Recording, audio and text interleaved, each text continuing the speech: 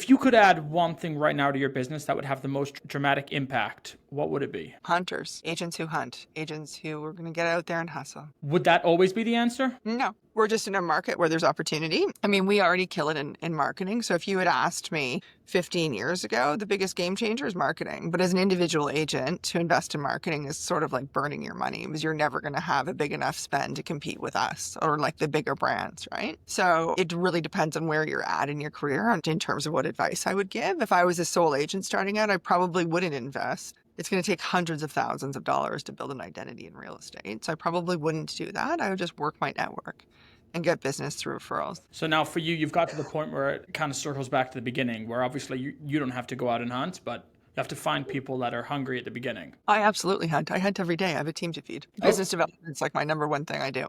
Every single day, I wake up in the morning knowing that I have a team to feed. And if I'm not out building business, I can't expect them to do something I'm not willing to do. That's not fair. So if my team's willing to show up and hunt, I better be willing to show up and hunt. I got people to feed every single day. And I want my team to be happy and busy and fulfilled, which means I got to jump in with them. I love that. So what does hunting look like now, and how does it look different from when you started? It's different for everyone.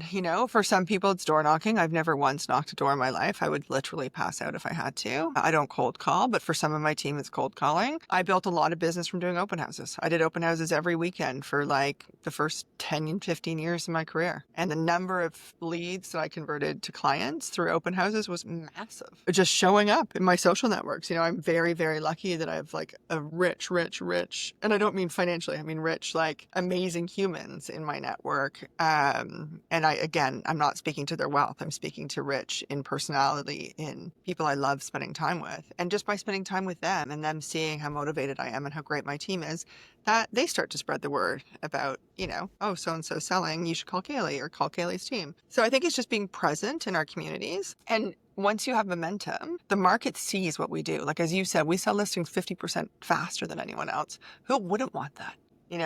Put me up against someone and tell me what they have to offer that we don't have, and I would love to understand it. It's really funny. I have this mindset. If ever we pitch a listing and we don't get it, I actually feel like genuinely sorry for the client. I feel like you just cost yourself a ton of money.